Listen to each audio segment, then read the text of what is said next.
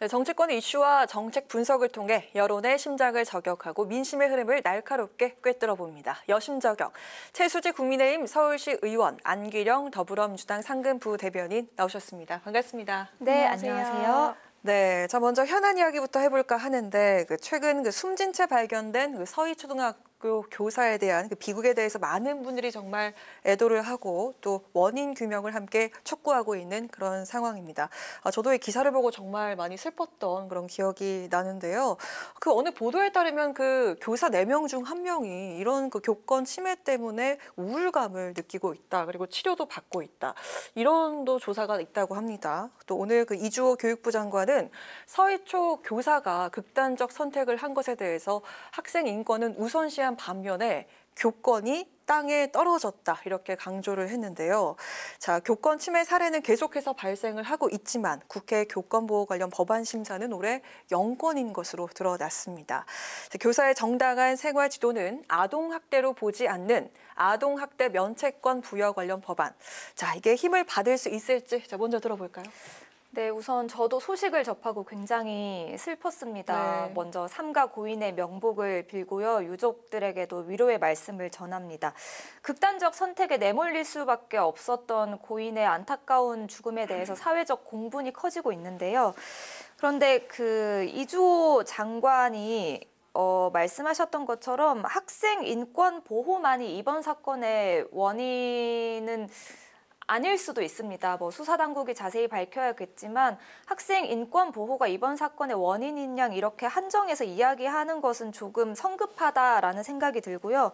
교사도 학생도 모두 인권을 가진 존재로서 보호받아야 되죠. 학생 인권과 교사의 인권이 대립하는 것은 아니거든요. 그 말씀을 먼저 드리겠습니다. 그리고 실제로 교육계에서는 2000년대 들어서 아동복지법이 강화되고 아동학대 처벌법이 제정되면서 상대적으로 교사들의 교권 보호가 미흡했다는 인식이 우세한 것은 사실입니다. 네. 그래서 민주당에서도 교육위 소속인 강득구 의원이 법령과 학칙에 따른 교사의 학생 생활 지도는 아동복지법상 아동학대로 보지 않는다는 내용의 초중등 교육법 개정안을 대표 발의한 상태고요. 아무쪼록 일각에서는 이러한 법 개정이 또 아동학대 위험을 키울 수 있다면서 부정적인 시각을 드러내기도 하는데 네, 사실 장애를 가진 학생들의 경우에는 또 학대로 이어질 수 있기 때문에 네. 하지만 최근에 교권 추락 사건이 많았기 때문에 아무래도 이번에 법 개정에 조금 더 힘이 실릴 것 같습니다. 아무쪼록 좀 학생 인권과 교권을 동시에 보호하는 정교한 입법을 통해서 균형이 맞춰졌으면 좋겠습니다. 네, 학생 인권과 교권이 대립하는 것은 아니다라고 말씀해 주신 것 같습니다. 우선 학생 인권이라는 단어를 쓰셨고 교권이라는 단어를 쓰셨는데 네. 저는 이 두 가지 단어 자체에서 조금 의문이 들더라고요. 이 서울시에서 요즘에 좀 찬반이 뜨거운 학생 인권 조례 같은 경우도 좀 폐지로 관련해서 상당히 많은 관심을 받고 있는데 학생 같은 경우는 인권이고 교사는 인권이 아니라 교권이라고 보통은 좀 이야기가 되거든요. 되고 있죠? 네, 그래서 저는 이 교사의 인권도 좀 같이 볼 수 있는 부분으로 당연히 가야 된다고 생각을 하고요. 그리고 학생들을 교육하면서 좀 다양한 갈등이 이루어지고 있습니다. 학교 내에서. 그래서 그 중에서도 교육 활동이 조금 침해되고 이런 환경이 있더라도 교사가 할 수 있는 행동에 대한 범위가 상당히 한정되어 있거든요. 아동학대 신고 위험도 있고 그렇기 때문에 좀 정당하게 이 교육 활동에 전념할 수 없었다라는 문제점이 많이 제기되어 왔었습니다. 이 코로나 엔데믹 이후에 조금 학생들이 다시 학교로 돌아가면서 여기에서 다양한 양상들이 조금 발견이 되고 있고 또 전에는 목격하지 못했던 이런 문제들도 조금 벌어지고 있는 것 같아서 여야가 이 교권 보호 관련해가지고는 좀 속도를 내서 처리를 해야 되지 않나 생각이 들었습니다. 함께 힘써야 한다 이렇게 말씀해 주셨는데 이거 하나 여쭤볼게요. 네. 이 교권 붕괴는 진보 교육감 탓이다. 자, 이런 얘기에 대해서 어떻게 생각하십니까? 전형적으로 국민의힘에서 그런 이야기를 또 했더라고요. 최고위원, 장해찬 최고위원이 그렇게 이야기를 했는데 사람의 목숨을 가지고 사람의 죽음을 가지고 그렇게 정쟁에 끌어들여서 이용을 해야겠느냐라는 좀 생각이 들었습니다. 한 사람의 죽음을 그렇게 정쟁으로 진영 싸움으로 몰고 가야만 좀 속이 시원한지 오히려 묻고 싶은 심정이었습니다. 네. 동의하십니까? 저는 진보교육감이 사실은 서울시 같은 경우에는 조희연 교육감이 3선을 지금 하고 있거든요. 네, 그렇죠. 그래서 지난 8년, 9년 동안 이제 10년 차로 넘어가는데 좀 그동안 그 안에서도 좀 카르텔이 형성되어 있었다는 것은 사실인 것 같고. 카르텔이 형성되었다. 네, 그렇기 때문에 뭔가 이 진보교육감이 인권을 중시하지만 학생들의 인권은 상당히 좀 중요하다 이렇게 강조를 하면서도 교사들의 인권을 조금 보호하는 것은 조금 부족했던 게 사실이다라고 부족했던 이야기를 게 하고 싶습니다. 사실이다. 자, 이어서 저희가 그 정책에 대한 이야기를 하기 전에 각 당이 가진 이슈와 또 리스크에 대한 질문 하나씩 먼저 드려볼까 하거든요. 자, 먼저 최 의원께 질문 드리겠습니다. 자, 이번에 그 수해 골프 논란을 일으킨 홍준표 대구시장은 국민의힘 윤리위가 이 징계 절차를 개시하기로 의결하자 SNS에 이런 고사성어를 하나 올렸습니다. 과하지욕. 이게 뭐 다리 밑을 기어가는 치욕을 참는다 이런 의미라고 하더라고요. 자, 이 심경을 또 밝혔다가 또 황급하게 지웠는데, 자, 이르면 그 다음 주에 결론이 날 것으로 알려졌습니다. 자, 이번 사안 어떻게 보셨고 또 당내 반응은 어떤지 궁금하거든요. 저는 사실 홍준표 대구시장이 좀 더 빠르게 사과했어야 하는 게 아닌가라는 아쉬운 생각이 들었습니다. 이 뭐 지난 15일 날 쉬는 날 운동하는 것은 자유다, 뭐 잘못된 것은 없다라고 이야기를 했다가 이제 19일에 대국민 사과를 하게 된 건데요. 지금이라도 사과한 것은 다행이라고 생각하지만 저는 이 과하지욕이라는 사자성어를 SNS에 올렸을 때 과연 홍준표 시장이 정말 진정으로 잘못을 뉘우치고 있는 것인가는 조금 저는 꼬집고 싶다라고 말씀을 드리고요. 아직 뭐 징계 수위를 예상하기는 어렵습니다. 당내 분위기에서도 그렇고요.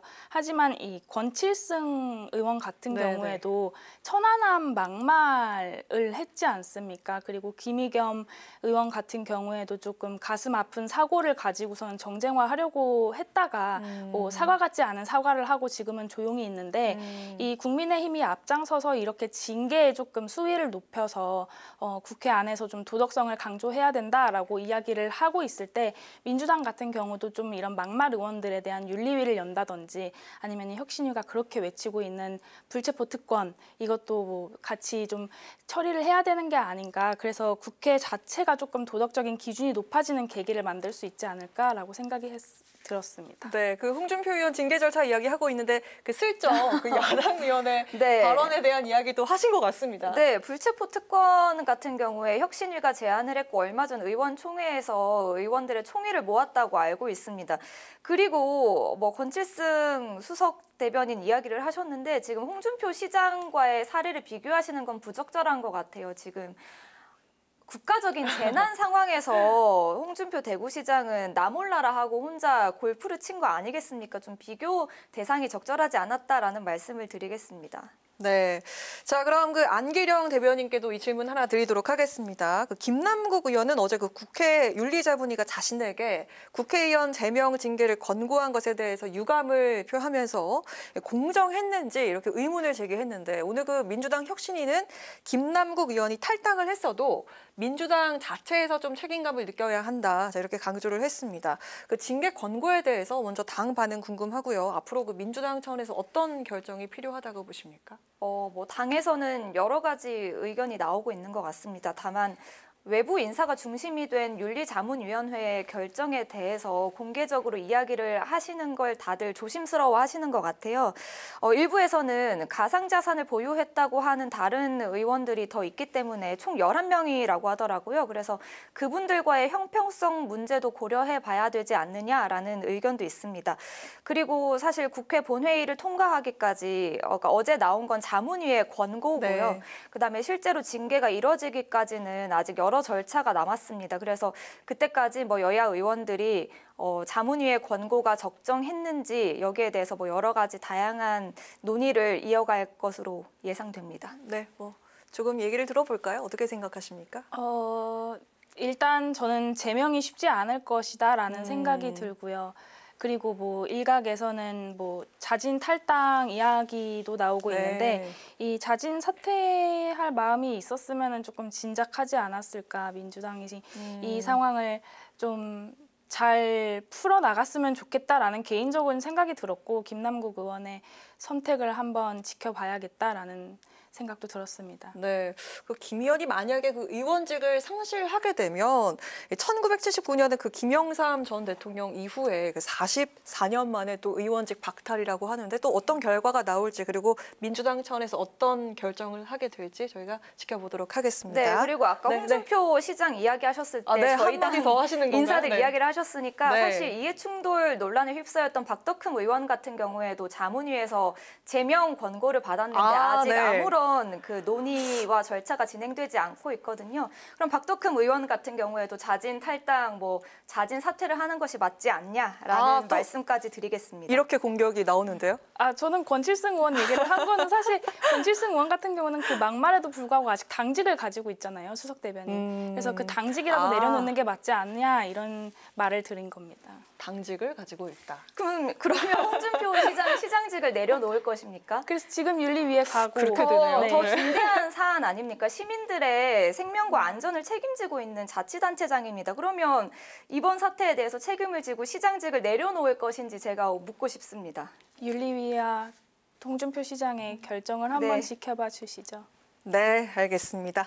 자, 이제 정치 현안에서 정책 토론으로 가보도록 하겠습니다. 극심한 수해 상황에 여야는 그 현장 행보를 보이면서 수해 복구에 정말 초당적인 협력을 외쳤는데 하지만 그 해법을 놓고서 입장차가 여전한 상황입니다. 자, 그런 가운데 우선 오늘 여야가 수해 복구와 피해 지원을 위한 여야 TF 구성에 합의를 했습니다. 26일에 그 첫 회의가 있을 예정이라고 들었는데요. 이런 가운데 민주당은 오늘도 그 기록적인 폭우 피해에 대해서 하루빨리 추경 편성을 해야 한다라고 밝혔는데 자, 이 내용 어떤 내용입니까? 네, 국가적인 재난 상황에서 복구와 지원은 신속하게 그리고 폭넓게 충분히 이제 이루어져야 되는데요. 그리고 피해자들이 체감을 하려면 경제가 함께 활성화돼야 합니다. 하지만 수해 상황이 끝나지도 않았는데 벌써 채소들을 중심으로 장바구니 물가가 들썩이고 있다고 하더라고요. 네. 그리고 다음 달부터는 버스 요금, 지하철 요금 인상도 예정이 된 상황이라서 좀 국민들의 삶이 더 어려워질 것이라는 우려가 나오고 있는 상황입니다. 그렇기 때문에 수해 수습과 민생경제 회복이라는 두 가지 측면에서 넓게 보자면 추경의 필요성이 명확해 보입니다. 네, 민생 차원에서 보자면 물가도 많이 상승을 하고 또 교통요금도 많이 오를 텐데 추경이 꼭 필요하다 이렇게 얘기를 했습니다. 하지만 그 정부는 추경은 확실히 없다 이렇게 선을 그었습니다. 이미 그 편성된 재난대책 예산과 예비비로 이게 충분히 가능한 건가요? 사실 추경이 연례 행사도 아니고 이게 국가 재정 건전성이 지금 상당히 나빠지고 있는 속도가 빠른데도 불구하고 이 민주당이 다 짜여진 예산 수레바퀴 이 예산서에서 또 추경을 하자고 하는 것은 저는 사실 주장이 이해가 가지는 않고요. 수해 복구를 위해서 좀 국가적인 역량을 모아야 하고 여야가 좀 이 총력을 다해야 되는 데는 아마 공감을 다 하실 겁니다. 근데 정부 예산 같은 경우에는 이미 상당한 규모가 마련이 되어 있습니다.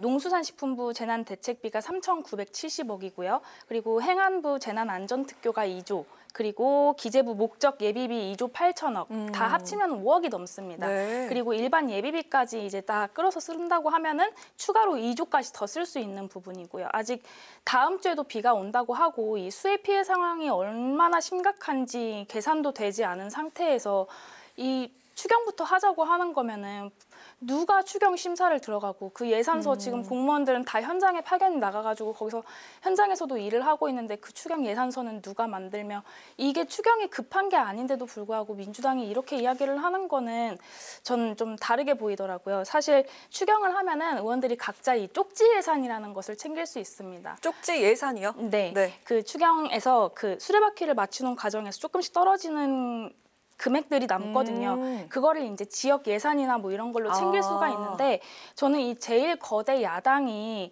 다수석을 차지하고 있을 때 추경을 더 한 번이라도 더 해서 좀 호주머니를 불리려고 하는 심보가 아닐까 좀 이런 걱정까지 들었고요. 네. 사실은 앞에서는 재복구용이다 이렇게 이야기를 하고 뒤에서는 조금 다른 생각을 하고 있는 걸까 봐 좀 우려스럽다라는 이야기를 하고 싶습니다. 네, 그 생각이 납니다. 추경호 부총리가 나를 추경 불호라고 불러달라라고 했던 얘기가 생각이 나는데, 자, 주말부터 계속해서 또 비 소식이 있습니다. 네. 아직 비가 끝난 게 아니거든요. 재해로 인한 추가 피해가 이어질 수 있고, 동시에 그 하반기 경기 침체가 우려돼서 그 추경 편성 논란이 사실 계속 될 것으로 보입니다. 네. 자, 최 의원 의견에 좀 반박을 해주실까요? 그 민주당이 이야기하는 추경의 필요성에 대해서 오해를 하고 계신 것 같아요. 윤석열 대통령이야말로 이권 카르텔의 보조금을 폐지하고 그 재원으로 수해 복구를 지원하겠다라고 했는데, 그것보다는 추경 편성이 훨씬 현실적이라는 말씀을 먼저 드리겠습니다. 그리고 예비비로는 충분하지 않다는 것이 민주당의 입장이고요. 일반적으로 예상 가능한 재난과는 다르게 이번에 정말 기록적인 폭우가 내리지 않았습니까?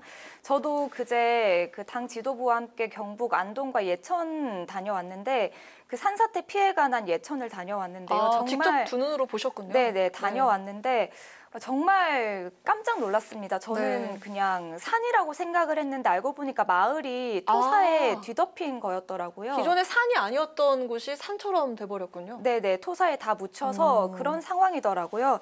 그러니까 이런 직접적인 피해는 방금 말씀하신 것처럼 정부 여당이 이야기하는 대로 예비비를 통해서 바로 신속하게 지원을 하고, 다만 이제 피해를 입으신 분들이 일상으로 완전히 복귀하기 위해서는 더 많은 재원과 시간이 필요합니다. 그런 장기적인 과업을 위해서는 추경이 꼭 필요하다라고 말씀드리고 싶습니다. 네, 자, 이 사실 그 수해 피해가 확산되면서 여야가 상임위에 계류된 수해 복구 관련 법 처리를 위해서 속도를 또 내고 있는 상황인데, 다음 주 27일 예정된 본회의에서 법안을 통과시키자라는 것이지만, 이 과정에서 그 사실 여야가 주도권 경쟁을 벌이는 것 같아 보입니다. 우선 국민의힘은 이 수해 방지에 무게를 싣고 있는데, 어떤 법안들이 통과될 준비를 하고 있습니까? 수해 방지 관련해서는 21대 국회 들어서 총 최소 27건 정도 지금 발의가 됐다고 합니다. 작년 흰남노 태풍 때도 큰 피해를 입었고요. 포항 네. 같은 경우에는 아파트 주차장이 침수가 되는 침수가 사고도 됐죠. 있었고, 네. 또 서울 신길동 같은 경우에는, 신림동 같은 경우에는 지하 사태도 네, 있었습니다. 반지하, 네. 네. 그래서 이 작년에도 줄줄이 그 흰남노랑 연이었던 그 침수 피해에 대해서 좀 관련된 법안이 계속해서 발의가 됐었는데, 이게 세간 관심이 줄어드니까 뭐 잊은 건지 아직 처리가 안 돼 있는 상태입니다. 수해 방지법도 작년에 이렇게 법안 하나하나 좀 잘 들여다보고 미리 처리를 해놨으면 올해 이런 큰 피해가 좀 줄어들었을지 않을까, 이런 생각도 듭니다. 아까 이야기 나누었던 교권 침해랑도 좀 같은 맥락으로 이야기를 하고 싶은데요. 일이 터져야 움직이는 국회, 아니면은 소 잃고 외양간 고치는 식의 법안 처리, 좀 이런 것은 국회가 분명하게 반성을 해야 된다라는 생각이 들었습니다. 이미자 의원이 발의한 그 하천법 개정안이 있거든요. 네. 이 홍수가 났을 때 안전 확보를 위해서 국가 하천과 연계성이 높은 이 주요 지방 하천들을 국가가 하천 공사 실시할 수 있도록 하는 법안이 있고요. 네. 또 하태경 의원이 발의한 건축법 개정안 같은 경우는 이 민간 건축물이 침수 대비 시설을 필수로 설치하는 그런 걸 골자로 하는 법안도 있고요. 그리고 최춘식 의원이 지하 안전관리 특별법 개정안을 이번에 발의를 했습니다. 국토부 장관이랑 지자체장 이 사전 침수 예방 대책을 실시하는 의무를 갖도록 하는 네. 법안들이 지금 준비가 되어 있어서 이게 지금 상임위를 통과하지 못하고 있는 상황인데, 피해 복구가 되는 대로 얼른 국회를 열어서 의원들이 좀 이 법안 처리하는 일을 하는 모습을 보여주었으면 좋겠다 생각이 들었습니다. 네, 그 여당 측 의원분들은 주로 그 앞으로 다가올 미래에 다가올 재난에 대해서 대비할 수 있는 좀 안전한 그런 법안들을 좀 많이 논의를 하신 것 같고, 반면 민주당은 수해 방지 이외에도 그 피해 농업인 보상, 그리고 취약계층 지원 등에 좀 초점을 두고 있는 것 같습니다. 민주당에서 좀 통과되길 바라는 법안들 어떤 게 있을까요? 네, 그리고 아까 말씀하셨던 것처럼 네, 이번에는 여야가 좀 뜻을 모아서 빨리 법안 처리하기를 저도 바라고요. 네. 민주당에서는 도시 침수 방지법 그리고 하천법 등 19개 법안을 중점 법안으로 제시하고 있습니다. 네, 비슷한 법안으로 들리는데요. 네. 먼저 건축법 개정안 같은 경우에는 침수 피해가 우려되는 지역에 침수 방지 시설을 설치하는 걸 의무화하고 관련 비용을 정부와 지자체가 좀 되도록 하고 있습니다. 그리고 이 외에도 아까 말씀하셨던 것처럼 피해 농어업인들을 보호하는 보상해주는 내용의 법안도 다수 이제 발의가 돼 있는 상태인데요. 농어업재해대책법 개정안의 경우엔 그 자연재해로 피해가 발생했을 때 그 보상을 또 정부와 지자체가 부담하도록 하는 내용을 담고 있습니다. 네. 자, 저희가 시간이 많지는 않지만 이 얘기는 꼭 들어보고 가야 될 것 같습니다. 그 정부 여당이 이번 수해 피해 원인에 대해서 문재인 정부 탓이라면서 이 4대강 보호 해체에 초점을 맞췄습니다. 김기현 대표가 오늘 그 문정권에서 4대강 보호 해체를 벌인 관계자들을 반드시 처벌해야 한다. 이렇게 날을 세웠는데 자, 이거 환경부와 시민단체가 포함이 됐더라고요. 어떤 내용입니까? 짧게 좀 답변 부탁드리겠습니다. 네, 문재인 정부가 그 금강 영산강 보호 해체 결정을 내릴 때 그 좀 시민 단체가 주도를 했던 부분을 좀 집중해서 보면은 4대강 네. 반대 시민 단체였었거든요. 네. 그리고 김은경 환경부 장관 지시 역시 좀 졸속으로 이루어졌다 이런 감사원 감사 결과가 있었습니다. 그래서 수사 당국이 좀 더 이에 대해 철저하게 진상 규명을 해야 되는 게 아니냐 이렇게 보이는데요. 어제 감사원이 공개한 보고서를 보면요, 문정권 초창기에 4대강 자연성 회복을 위한 조사 평가단은 보처리 방안을 논의하기 위해서 전문위원회와 기획위원회를 둡니다. 근데 문제는 이 전문위원 43명 중에 25명이 4대강 사업에 반대하는 한 시민단체 추천 인사들이었고 네. 이 기획위원회에 들어간 8명 모두 다 좀 그 시민단체 관련자였던 것으로 나타나서 조금 이게 문제가 되는 게 아니냐 하고, 그리고 보해체 결론을 낼 때도 좀 아무 생각 없는 국민들이 들었을 때는 있는 것처럼 결과를 만들면 된다라고 말한 것으로 전해져서 이게 좀 논란이 되고 있습니다. 제대로 된 평가 분석 없이 그럴듯하게 그냥 명분만 앞세워서 졸속으로 추진했다는데 설득력이 생기는 대목이지 않을까 생각이 들었습니다. 네, 그 당시에는 뭐 명분 확실하지 않은 상태로 졸속으로 처리가 됐던 것 같다 이렇게 말씀하셨는데 그 민주당은 이에 대해서 여당과 정부의 물타기 전략이다. 정부 여당의 주장에 대해서 이렇게 반박을 좀 해주셨으면 좋겠는데요. 들어볼까요? 전형적인 물타기죠. 참 수해의 책임, 그러니까 수해를 막지 못한 책임을 회피하기 위한 정쟁화 시도라고 생각이 듭니다. 오송 지하차도 참사 같은 경우에는 늑장 대응, 부실 대응이 원인입니다. 지류하천 범람은 근본적인 원인이 아니거든요. 정부 여당은 1년 전에도 폭우가 왔을 때 제대로 대처하지 못해서 아주 큰 지탄을 받지 않았습니까? 거기에서 아무런 교훈도 얻지 못했는지, 그리고 올해 또 예견된 폭우에도 아무런 대비를 하지 못하지 않았습니까? 대통령은 귀국을 미루고, 그리고 여당의 지자체장들은 책임을 회피하고 골프를 치러 가고 그런 행태를 보이지 않았습니까? 그렇기 때문에 이런 책임을 회피하기 위한 전형적인 물타기라고 보이고요. 하다 못해서 수해 책임을 돌릴 대상을 찾다가 10년 전 일까지 꺼냅니까? 문재인 정부 이야기를 하니까 그런데 문재인 정부 시절에 제작한 홍수 위험 지도라는 게 있습니다. 네. 그러면 이번 오송 참사 때는 왜 이걸 활용하지 못했습니까? 제대로 대처하지 못한 것에 대한 자성은 없고 전 정부 탓만 하는 게 정말 구차하다라는 생각이 들었습니다. 네, 제 마지막으로 두 분 한 번씩 짧게 답변을 좀 들어볼까 하는데 자, 이에 대한 이 답변도 좋고요, 반박도 좋고요. 마지막으로 좀 정리할 내용들을 각자 발언해 주시기 바라겠습니다. 저는 개인적으로 이 보해체 결정이 좀 성급하고 무책임했다는 데는 개인적으로 전 동의를 하고요. 지금 집중호우로 수해 피해가 너무 심각한 상황인데 이 홍수 피해를 막자고 조금 재검토가 들어가고 또 다시 4대강 사업 되살리기에 나선다고 합니다. 이 환경부의 결정에서 제가 읽을 수 있는 건 국민 안전과 이 홍수 피해 대책을 좀 예방을 마련하는 것이라고 보여서 좀 당연한 수순이다라는 말씀 드리고 싶습니다. 네, 안 대변인.